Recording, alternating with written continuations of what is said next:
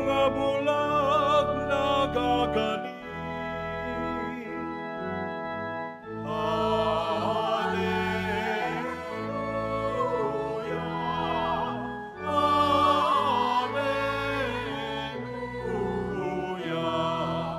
Hallelujah,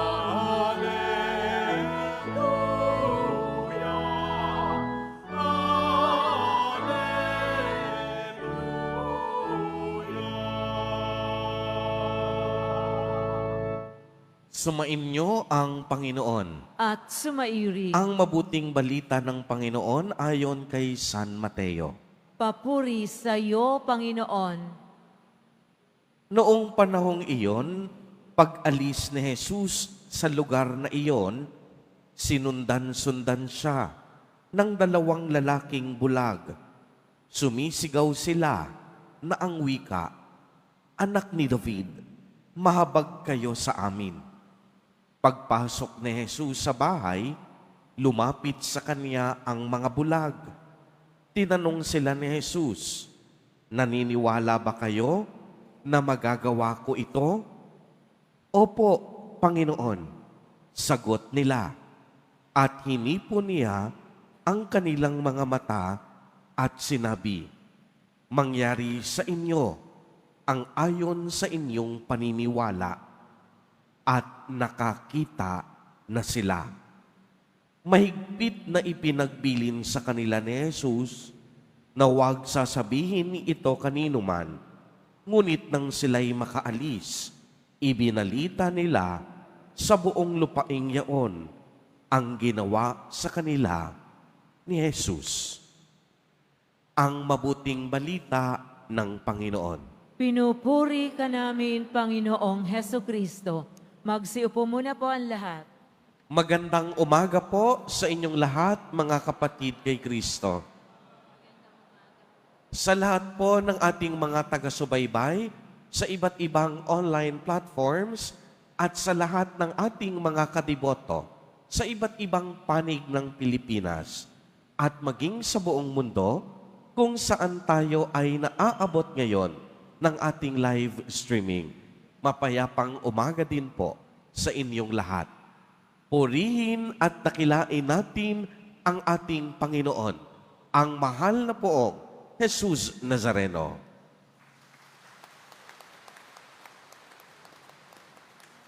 Mga kapatid kay Kristo at mga kadiboto, malugod po namin kayong tinatanggap sa Basilica Minor at Pambansang Dambana ni Jesus Nazareno. Minsan po, may isang babaeng bulag na kinasusuklaman niya ang mundo.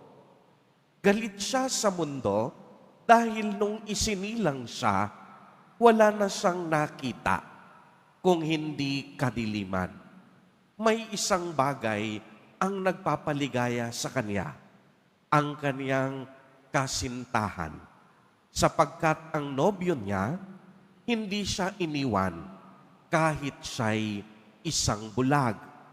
Kaya nga ang sabi niya sa kaniyang nobyo, "Pakakasalan kita agad sa sandaling ako ay makakita."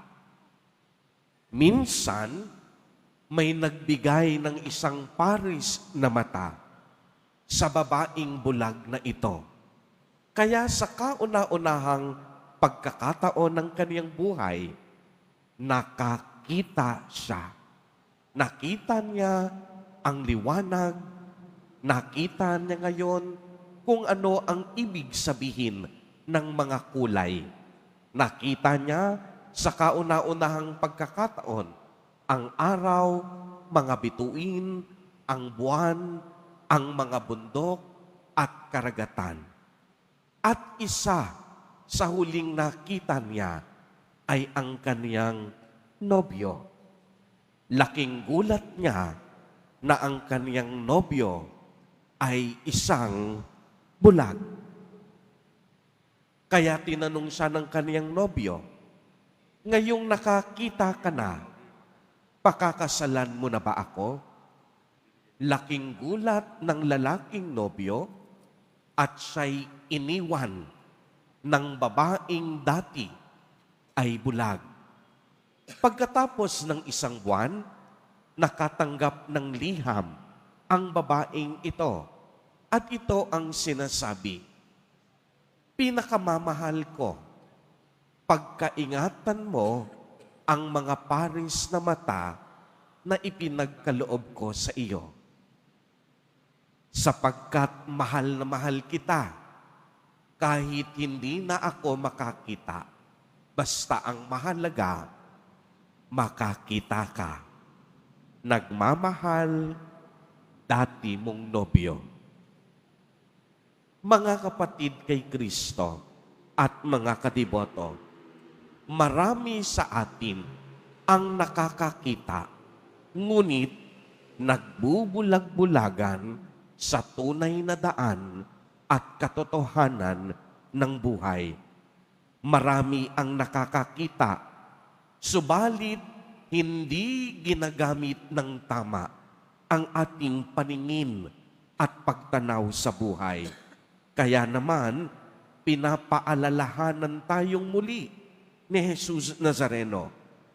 Gamitin natin ng tama at mabuti ang ating mata at higit sa lahat ang ating pagtingin at pagtanaw sa buhay. Tampok sa ebanghelyo natin sa araw na ito ang pagpapagaling ni Jesus sa 2 bulag. Noong kanilang kapanahunan, ang pagkabulag ay itinuturing na sumpa para sa mga Hudyo. Dahil kung ikaw ay isang bulag, wala kang pwedeng magawa. Ikaw ay magiging pabigat sa lipunan.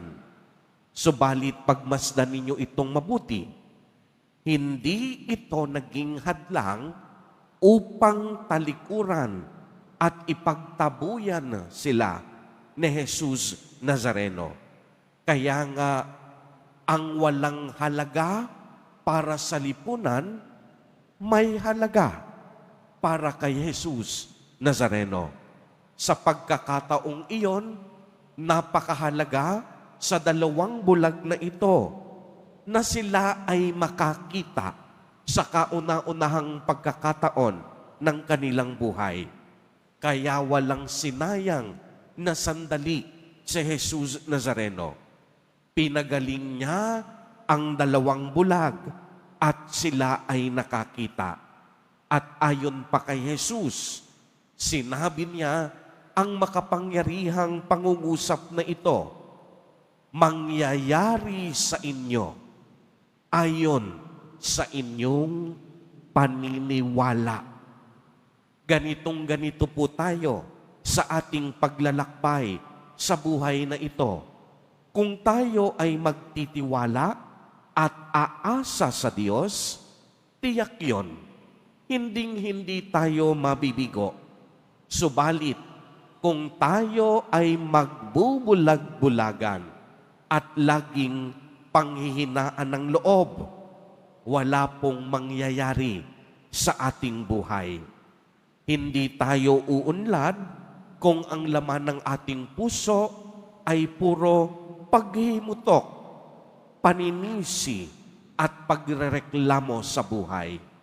Ang nais ni Jesus Nazareno, tulad ng 2 bulag sa Ebanghelyo, wag na wag tayong mawawalan ng ating pag-asa sa buhay. Dahil ang taong hindi nawawala ng pag-asa, pinapagaling ng higit at pinagpapala ng ating Panginoon. Ang taong laging may pananalig sa Diyos, dinidinggin ang kaniyang panalangin at pagsusumamo. Kaya maaari bang pumalakpak ng malakas ang mga kadiboto nating may pag-asa at paniniwala kay Jesus Nazareno? Mga kapatid kay Kristo, lagi po nating tatandaan, kinalulugdan ng Diyos ang taong may pag-asa at pananampalataya sa Kanya. Huwag tayong magpatalo sa mga problema dahil bawat problema at hamon ng buhay may solusyon. Idulog at ibulong natin sa Diyos ang lahat ng ating kahilingan at mga panalangin. At makakasiguro tayo, pakikinggan ng Diyos ang bawat nating pangarap sa tamang panahon at sa tamang pagkakataon. Amen. Purihin at dakilain natin ang ating Panginoon, ang mahal na poong Jesus Nazareno.